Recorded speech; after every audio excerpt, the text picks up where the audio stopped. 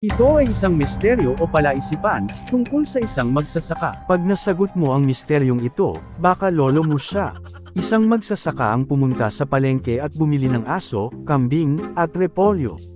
Sa kanyang pag-uwi, ang magsasaka ay dumating sa pampang ng isang ilog at umupa ng isang bangka.